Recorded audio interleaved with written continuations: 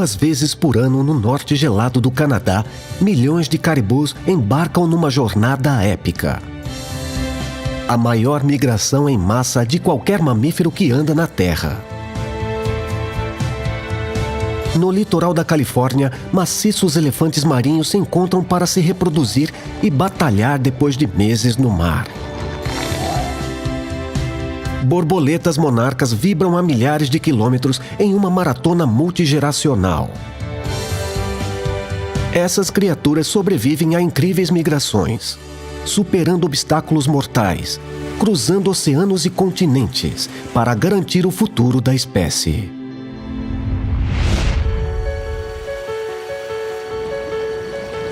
Dentro dos diferentes domínios do reino selvagem, membros de uma única espécie se reúnem em massa. E em um bando, rebanho ou tropa, reina suprema. Estes são os melhores do mundo. Impérios animais.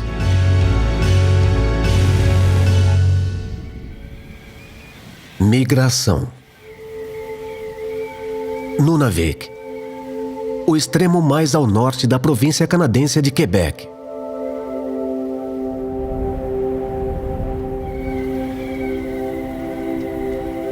Essa é a tundra, uma extensão selvagem vazia de terra. Mas não ficará vazia por muito tempo. É final de agosto, um tempo agitado por aqui. Este caribu está indo para o sul. Às vezes chamados de rena em outras partes do mundo. O caribu tem o seu nome da palavra aborígene Mi'kmaq, significando aquele que pateia o chão. Eles raspam o chão com seus cascos para desenterrar líquens, que são a base da dieta do caribu.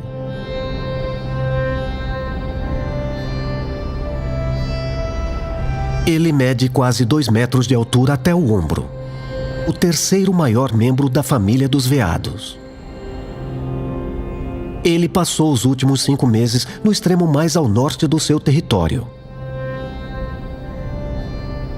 Mas, à medida que os dias ficam mais curtos, é hora de seguir em frente para florestas escassas chamadas taiga, a centenas de milhas ao sul, onde ele passará o inverno. E ele não está sozinho.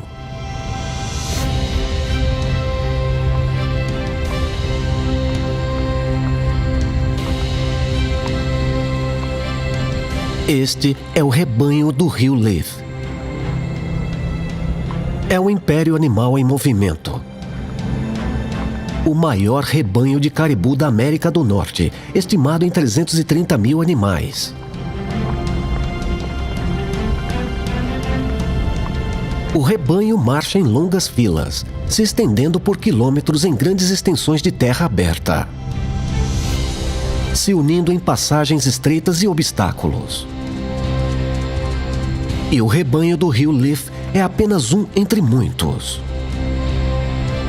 Milhões de caribu migram para atravessar a tundra a cada primavera e outono. A maior migração terrestre do mundo. O caribu é um pilar cultural e alimentício importante para o povo do norte.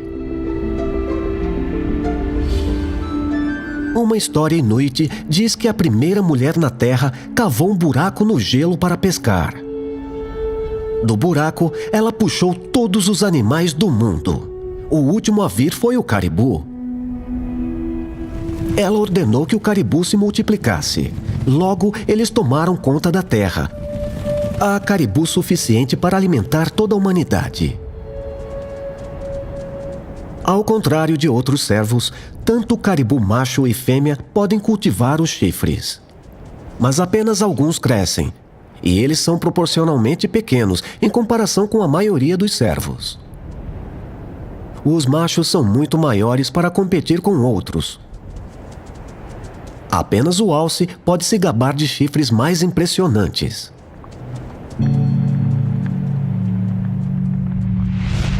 3 meses atrás, na primavera, o rebanho do rio Leaf se mudou para o norte. As fêmeas lideraram a migração, procurando o lugar perfeito para ter seus bebês, longe de predadores da floresta como lobos. Agora, quando o inverno se aproxima, a comida do norte está se tornando escassa.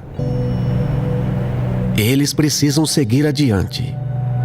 Eles trarão consigo uma nova geração.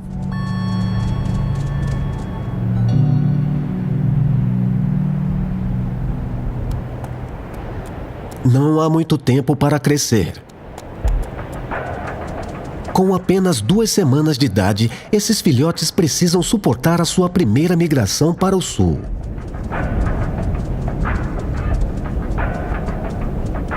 Com o filhote a reboque, o retorno será muito mais perigoso e lento. O arvoredo fica a centenas de quilômetros de distância. A sobrevivência do Império depende da capacidade das fêmeas de trazer seus filhotes de volta à floresta vivos, antes do inverno.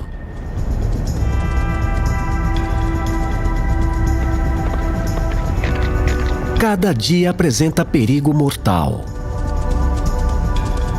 A morte pode vir na forma de perna quebrada, ou de um urso à espreita. Ou pode ser algo ainda maior, como um rio.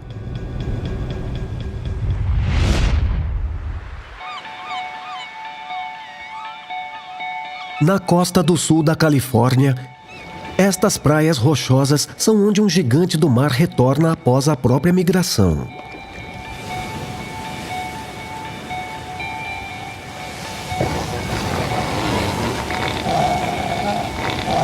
Elefantes marinhos são assim nomeados por causa da probóscide carnuda nos parrudos machos mais velhos.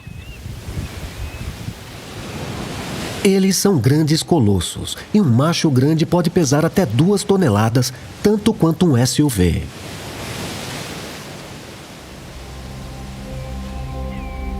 As fêmeas são muito menores do que seus companheiros, pesando quase 1 tonelada. Isso ainda é maior do que uma vaca leiteira. 2 vezes por ano, elefantes marinhos do norte migram para o mar e depois voltam para as praias onde nasceram. Eles viajam mais longe do que qualquer outro elefante marinho. Mais de 3.000 quilômetros. O motivo de sua longa jornada é a comida. Machos e fêmeas têm diferentes necessidades dietéticas, então eles vão para lugares diferentes. Os machos ficam mais perto da costa e seguem para o norte até a área de alimentação do estado de Washington, Colômbia Britânica e Alasca. Eles preferem comer pequenos tubarões e raias em águas mais rasas. As fêmeas vão mais longe no oceano aberto. Elas foram vistas mais longe a oeste, como nas Ilhas Havaianas. Elas preferem se deliciar com espécies de águas abertas, especialmente lulas. Enquanto no mar, os elefantes marinhos do norte procuram comida quase constantemente. Às vezes, nem param para dormir. Eles passam a maior parte do tempo debaixo da água. Elefantes marinhos mergulham mais fundo do que qualquer outra espécie de foca e podem prender a respiração por até 1h30 de cada vez. Mas para ter elefantes marinhos bebês, machos e fêmeas devem se encontrar em algum lugar. E este é o lugar. Ponto Piedra Blancas, perto de San Simeón, da Califórnia. É setembro. Elefantes marinhos estão começando a se reunir nas praias e afloramentos rochosos como este, ao longo da costa da Califórnia e do México. Chamada de o movimento de outono. Os elefantes marinhos chegam em diferentes momentos dependendo de sua idade e sexo. Filhotes jovens e subadultos do ano passado estão retornando para as colônias de seu nascimento.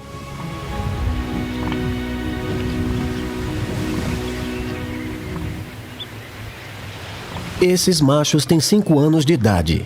Acabaram de atingir a puberdade.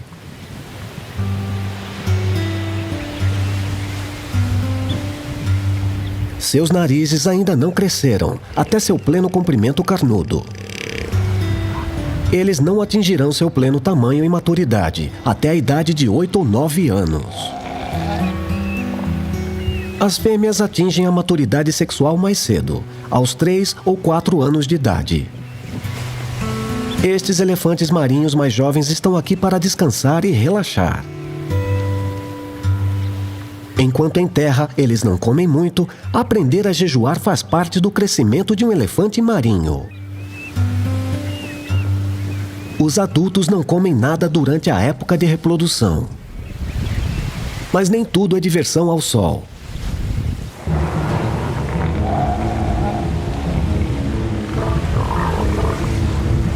Os jovens machos brincam de brigar, um treino de luta para quando eles forem mais velhos.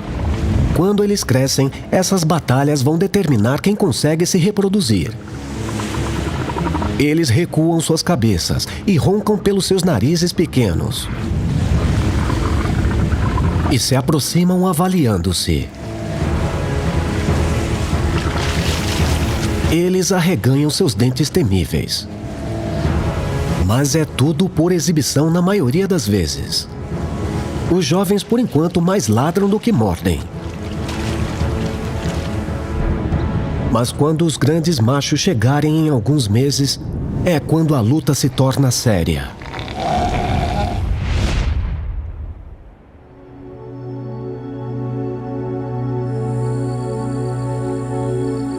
Do outro lado do continente, milhões de criaturas aladas estão prestes a embarcar em outra grande migração. É um dos movimentos de massa mais espetaculares do mundo, empreendido por uma de suas menores e mais delicadas criaturas. A borboleta monarca. Instantaneamente reconhecível, um símbolo real de beleza e transformação. Sua migração é uma odisseia intergeracional. A cada outono, as borboletas monarcas migram de suas casas de verão no sul do Canadá e norte dos Estados Unidos, para passar o inverno em climas mais quentes. Com a chegada do verão no Vale de Anápolis, na Nova Escócia, na costa leste do Canadá, uma fêmea está procurando o lugar certo para se estabelecer. Ela está procurando a planta certa, a serralha. Ela está pronta para botar seus ovos. Até 1000 deles.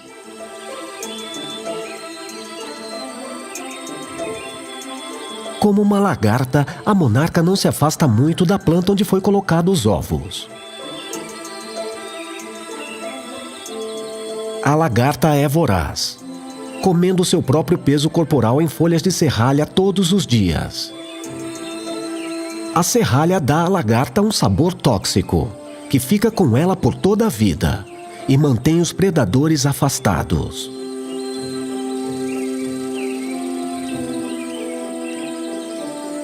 A lagarta se banqueteia por cerca de 3 semanas, crescendo tão rápido que perde a pele 4 vezes.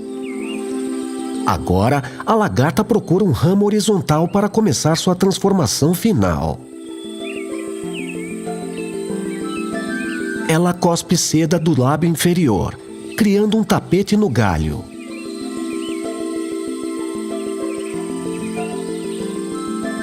Em seguida, 2 de suas pernas traseiras se unem criando um apêndice.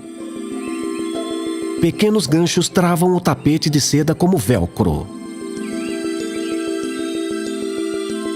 Depois que a pele começa a descansar, leva apenas alguns minutos antes de mudar sua 5ª e última camada de pele de lagarta.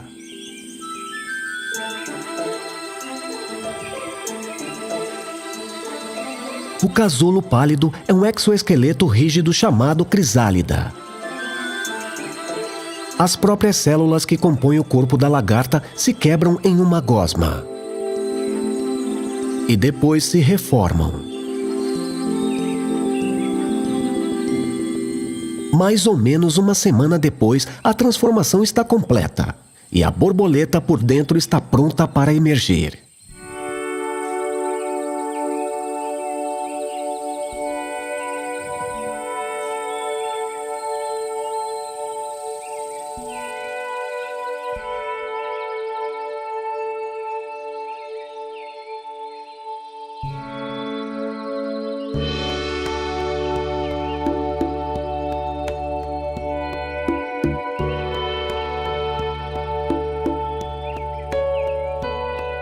Livre de sua crisálida, a borboleta fica pendurada por horas, até que suas asas se encham de sangue, sequem e endureçam. Se esta borboleta nascesse no verão, viveria mais 6 semanas, durante as quais se reproduziria, colocaria seus ovos e depois morreria. Mas esta é uma borboleta de outono. Então, depois de tudo isso, ainda tem uma migração de milhares de quilômetros adiante.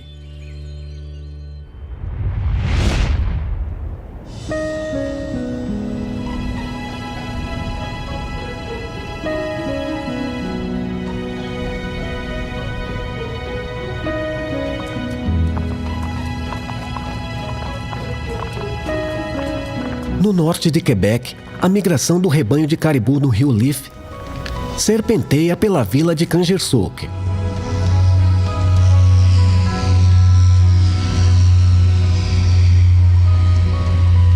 A rota do rebanho muda a cada ano, mas a migração remonta a milênios, antes que houvesse cidades aqui.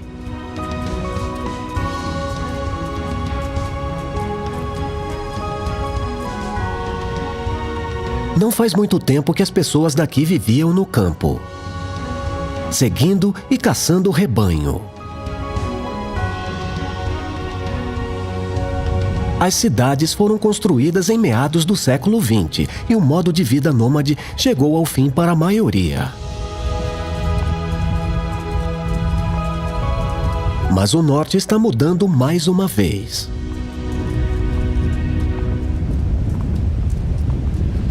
Os rebanhos de caribus estão encolhendo em todos os lugares. O rebanho do rio Leaf é o maior que resta na América do Norte. E os seus números baixaram em mais do que 1/3 nos últimos anos. O rebanho do rio George nas proximidades costumava chegar a quase 1 milhão. Mas em apenas 2 décadas a população caiu em 98%. De 800 mil caribus para apenas 15 mil hoje. Ninguém sabe ao certo por que os rebanhos estão encolhendo. A causa provável é uma combinação de caça comercial, desenvolvimento industrial, doenças e desmatamento. Em resposta, os Inuit suspenderam sua caça nos últimos anos. É a primeira vez que alguém se lembra que os Inuit não caçaram os caribus do rio George.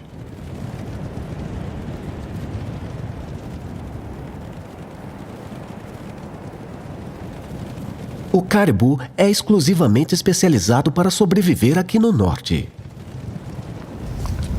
Os pelos curtos do seu revestimento externo fornecem isolamento contra o frio. Todo o seu corpo, até o focinho, é totalmente peludo. Suas pernas longas e passos enormes cobrem grandes extensões de solo. Mesmo quando bebês, os caribus nascem para correr.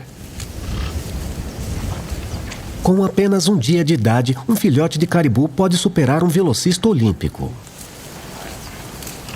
Esses filhotes têm apenas 2 semanas de idade e estão em sua primeira migração para o sul. Mãe e bebê formam um vínculo desde o nascimento e reconhecem um ao outro, pela visão, som e cheiro.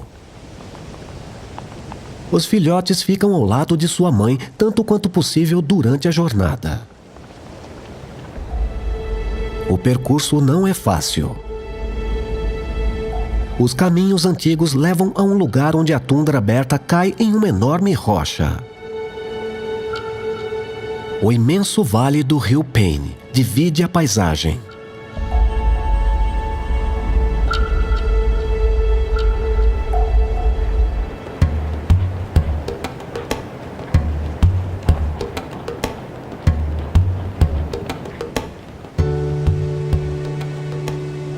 Em planícies abertas, o rebanho se divide em grupos menores, reunindo principalmente membros de seu próprio gênero, em agrupamentos de algumas dezenas e algumas centenas.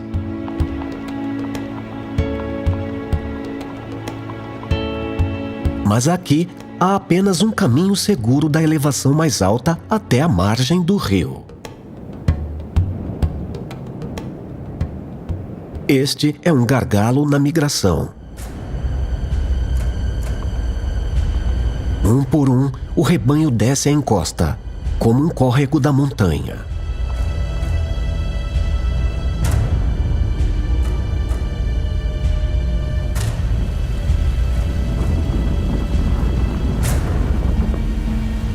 Um rio bloqueia o seu caminho. Os rios podem ser mais perigosos do que qualquer predador.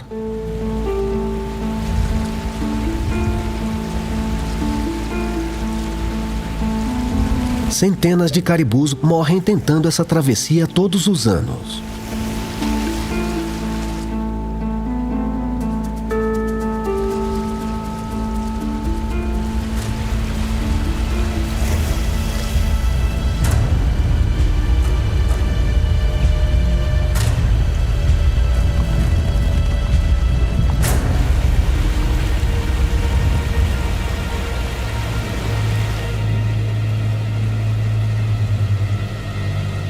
Levará 3 dias completos para que todo o rebanho atravesse este rio.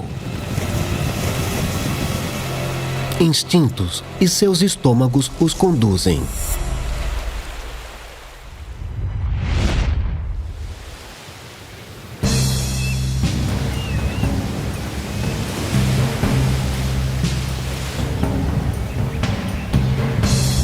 É dezembro. Os grandes elefantes marinhos machos começam a chegar nas praias da Califórnia e do México.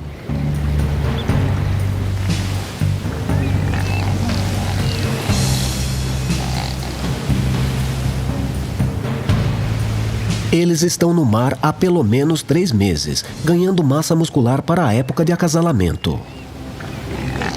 É muito trabalhoso transportar seus corpos de 2 toneladas para fora da onda. A gordura é responsável por até 50% do peso corporal do macho. Mantém-os aquecidos no oceano gelado e os abastece nos meses famintos em terra.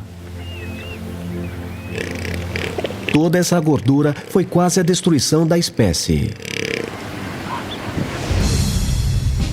Quando a corrida do ouro da Califórnia chegou em 1849, houve um pico repentino na demanda de lubrificação industrial para máquinas de mineração. Naquela época, isso significava óleo de baleia, mas as populações de baleias já haviam sido dizimadas. Caçadores voltaram seus olhos para o elefante marinho e quase conseguiram eliminar a espécie em apenas 15 anos. Em 1884, uma pequena colônia de elefantes marinhos foi descoberta próxima ao litoral do México. Acredita-se que todos os 100 mil elefantes marinhos do norte vivos hoje seriam descendentes desse grupo.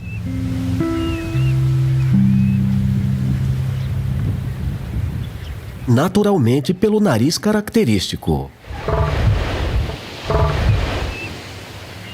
Mas e seus calos cor-de-rosa no peito? Eles ganharam esses da maneira mais difícil, através de anos de luta com outros machos.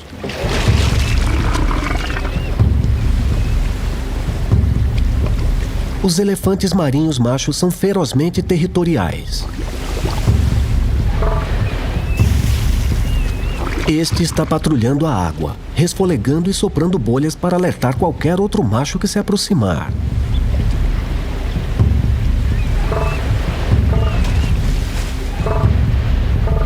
Seus narizes também fazem grandes câmaras de eco, emitindo sinais para outras focas.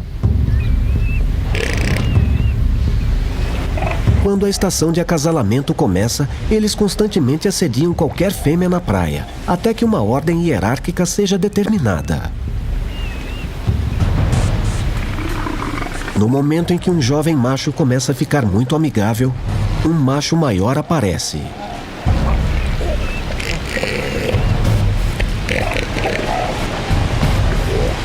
A luta começa.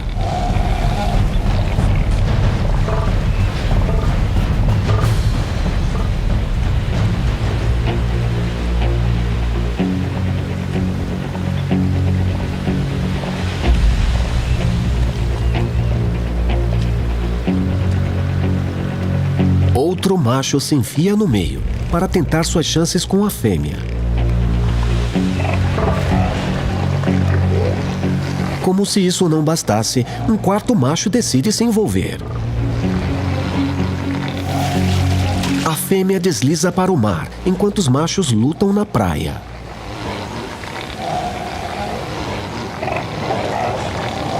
É raro, mas essas batalhas podem terminar em morte.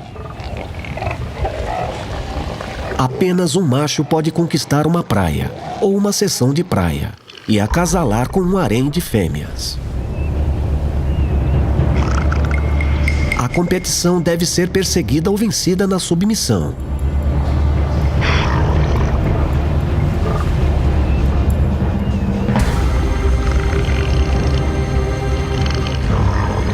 Só pode haver um rei deste império, o macho dominante do harém desta praia.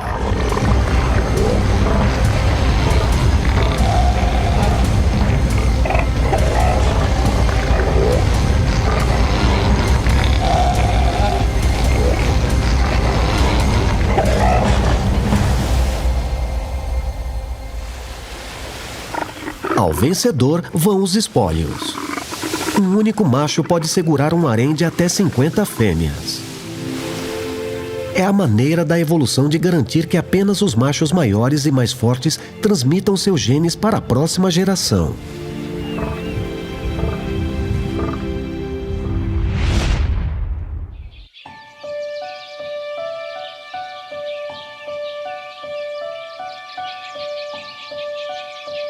Com o fim de agosto e início de setembro, a borboleta monarca da Nova Escócia começa sua longa viagem ao sul.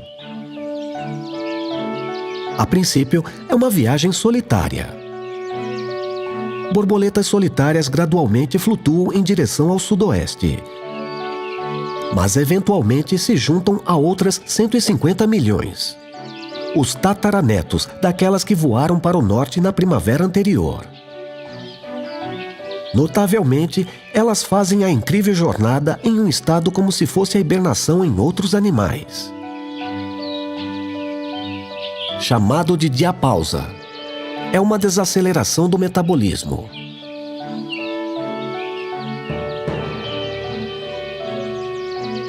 Permite que um único monarca viva o tempo suficiente de fazer toda a viagem ao sul.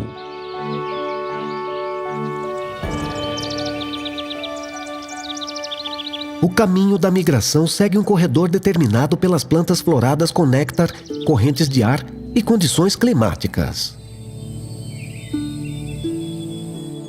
Pesquisas sugerem que borboletas usam uma bússola interna para navegar, uma operação envolvendo seus olhos e antenas.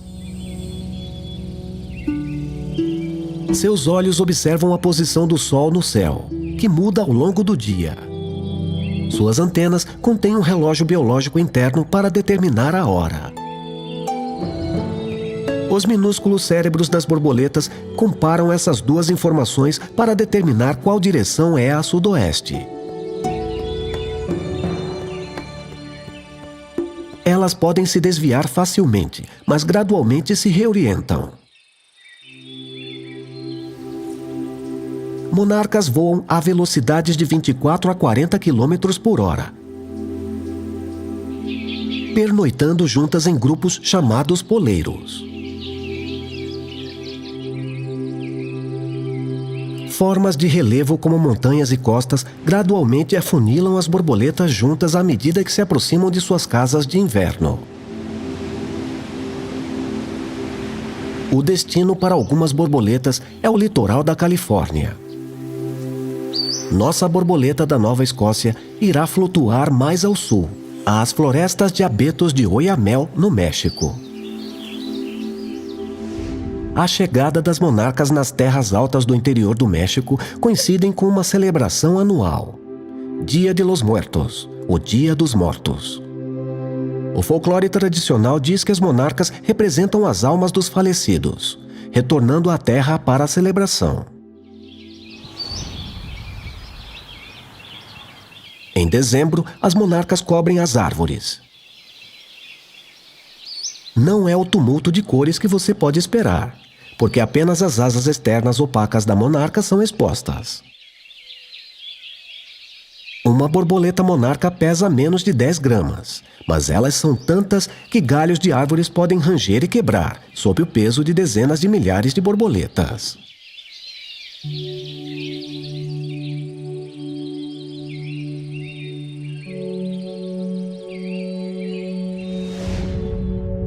As monarcas se refugiam do inverno principalmente no México e na Califórnia.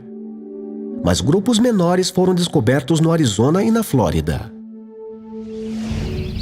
Até 40 anos atrás, muitos desses lugares eram um segredo para todos, exceto para as borboletas.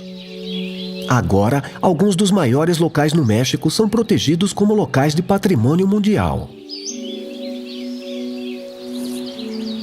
Ninguém sabe ao certo como as borboletas escolheram esses lugares, mas parece ser uma combinação das árvores certas, clima, abastecimento de água, cobertura florestal e isolamento. As borboletas migratórias vivem até os 6 meses de idade, mais do que qualquer outra geração da monarca. Isso porque elas adiam a reprodução, permanecendo em um estado de adolescência perpétua. As borboletas se agrupam para preservar calor. Elas permanecem em um estado chamado quiescência, mantendo-se imóvel e economizando energia. Tudo tem que estar certo para que as monarcas sobrevivam. Se estiver muito frio, elas queimarão seus suprimentos de gordura e morrerão. O tempo excepcionalmente quente pode estimulá-las a se reproduzir e começar a migração para o norte muito cedo, voando direto para o inverno gelado do norte. Cerca de metade de todas as monarcas que chegam no inverno morrem antes da viagem de volta. Ondas de frios e tempestades podem matar mais milhões. Em 2002, uma tempestade de neve no México matou 500 milhões de monarcas. 3 vezes mais borboletas do que há na migração inteira hoje. No geral, o número de monarcas em migração caiu 75% nos últimos 25 anos.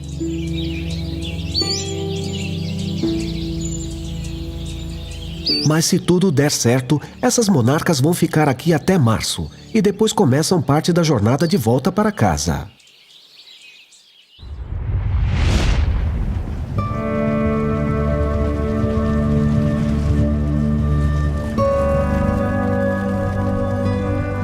Atravessar rios é um fato da vida e da morte para os rebanhos de caribu do norte de Quebec.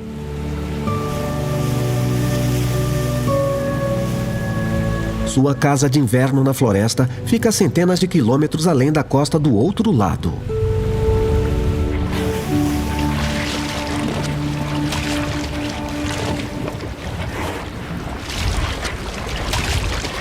As adaptações que permitem ao caribu sobreviver ao inverno congelado do norte também os ajudam na água. O caribu adulto é um nadador forte. Seus cascos largos e pernas poderosas ajudam-lhes a remar pela água.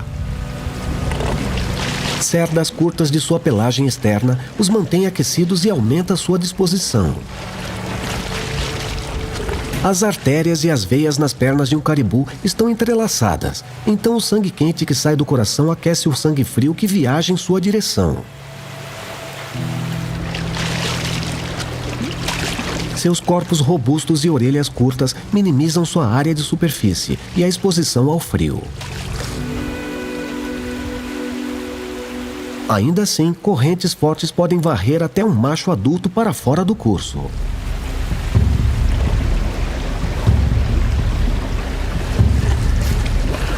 E caribus de todas as idades devem nadar.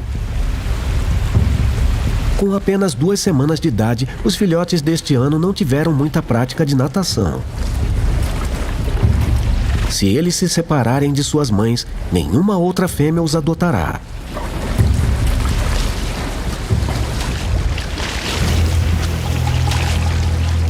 Ficar junto é uma questão de sobrevivência.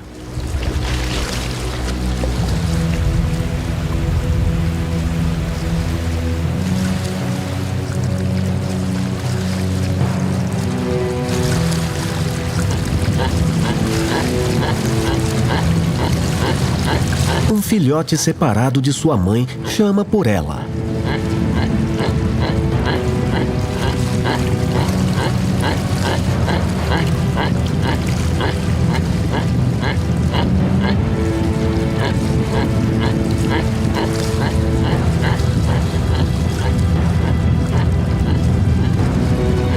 A mãe volta para o bebê.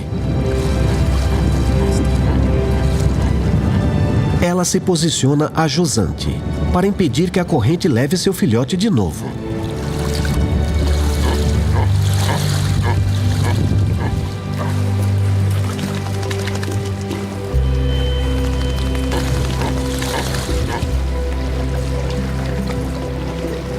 Eles conseguiram atravessar, mas haverá mais rios e outros perigos por vir.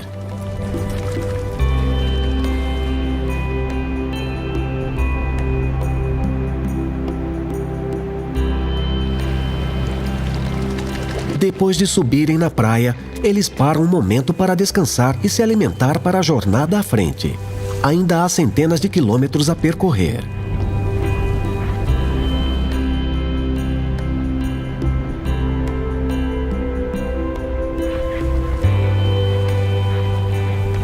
O futuro do caribu é incerto, tanto para os filhotes deste ano quanto para todo o rebanho do rio Leaf. Seu destino florestal oferecerá comida e abrigo para o próximo inverno. Mas também haverá predadores à espreita, como ursos e lobos. Com apenas 2 semanas de idade, esse filhote ainda está na metade do seu primeiro rito de passagem. Ele poderia viver mais 15 anos, fazendo mais 30 migrações. A viagem parece estar ficando mais longa a cada ano. Nas últimas décadas, os terrenos de nascença do rebanho do rio Leaf gradualmente mudaram 290 quilômetros para o norte.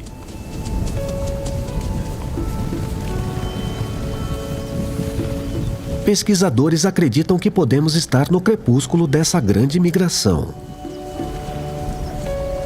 Eles temem que o rebanho do rio Leaf estará extinto em apenas 65 anos. Por enquanto, mesmo depois de atravessar o rio, o rebanho ainda tem um longo caminho a percorrer. As árvores ainda estão a centenas de quilômetros de distância.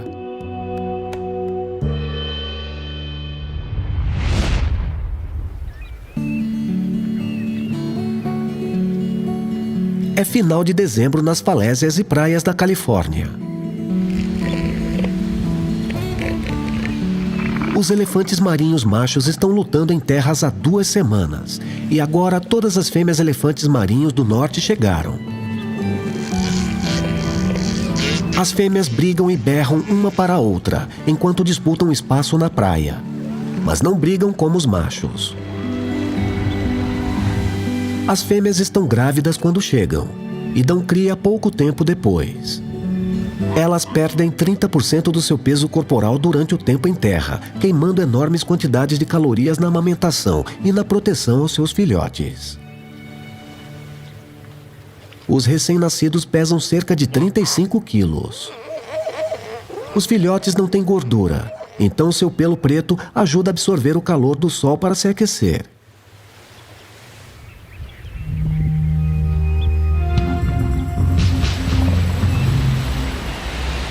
A vida nos penhascos é perigosa para os bebês. Eles não estão sozinhos. Coiotes rondam procurando pegar filhotes fracos ou desacompanhados.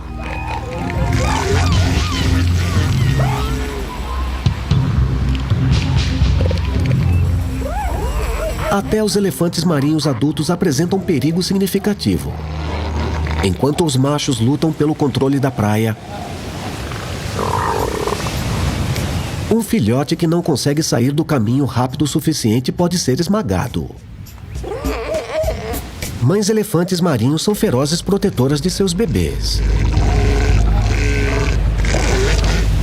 Um jovem macho que chegar muito perto recebe um aviso severo.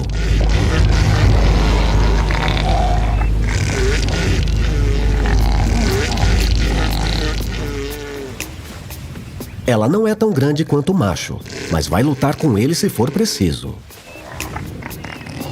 O macho não aceita a dica. O Júnior ainda não sabe nadar, então não pode fugir. Ele está preso entre os enormes corpos gordurosos. O macho dominante do harém vem em socorro. Ele manda o macho arrogante fazer as malas. Depois volta a dormir.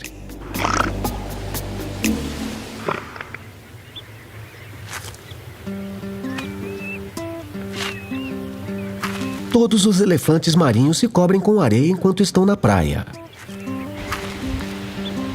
É provável que seja um esforço para se refrescar sob o sol quente. Eles não têm gordura nas axilas. Então, levantando uma barbatana como esta é outra maneira de se refrescar.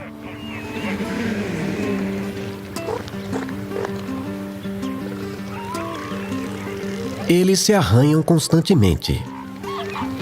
Provavelmente a sensação é boa. Mas daqui a alguns meses, isso vai ajudar com a muda anual em que o elefante marinho deixa cair enormes faixas de pele.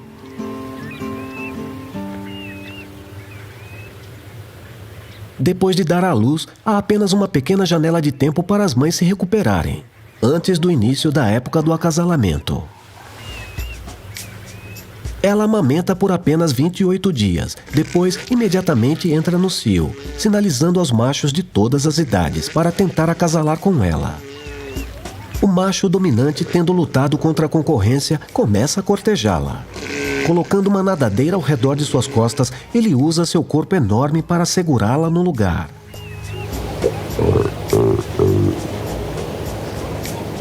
Através de um processo chamado implantação tardia, a gravidez não ocorre por alguns meses. Então o nascimento coincide com a vinda à praia no próximo inverno.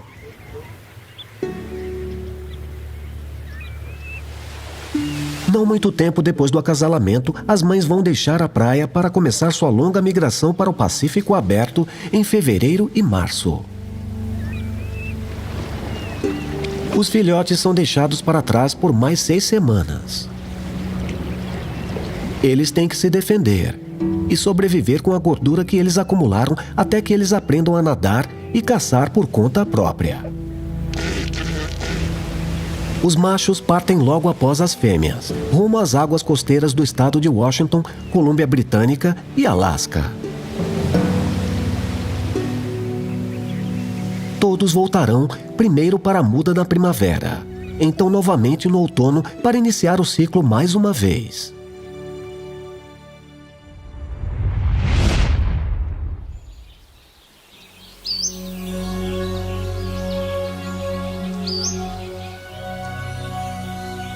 Em fevereiro, os dias ficam mais longos nas florestas de borboletas do México e da Califórnia. A luz que muda atrai a monarca a sair do estado de diapausa, semelhante à hibernação. É hora da borboleta começar sua migração para o norte. As borboletas vibram suas asas para aumentar a temperatura de seus corpos antes de começar a voar. Elas têm um longo caminho a percorrer. A jornada é de até 4.000 quilômetros. Mas ao contrário da viagem ao sul, a jornada para o norte não será completada por nenhuma borboleta, mas sim um revezamento intergeracional. A borboleta que veio da Nova Escócia vai morrer em breve, mas primeiro ela vai botar seus ovos em plantas de serralha ao longo do caminho. Então sua prole continuará a viagem. Demora 4 meses e pelo menos 3 gerações para fazer toda a viagem ao norte.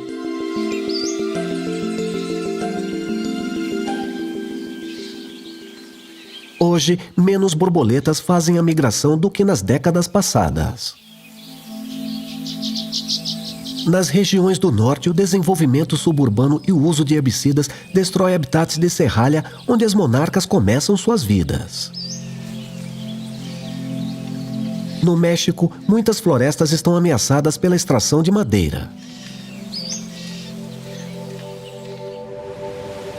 Na Califórnia, esforços governamentais e privados estão em andamento para proteger 450 locais de inverno identificados no estado, nos últimos 30 anos. Os apaixonados por borboletas esperam preservar esse império animal voador para as próximas gerações.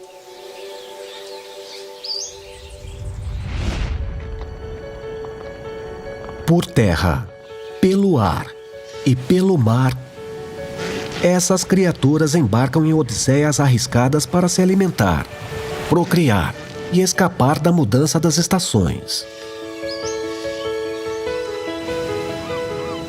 O mundo que esses animais percorrem está mudando ao seu redor.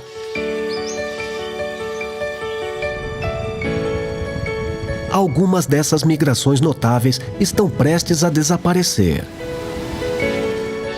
Por enquanto, eles perseveram, seguindo caminhos estabelecidos em um tempo antes da memória humana. Os grandes impérios animais em movimento no mundo.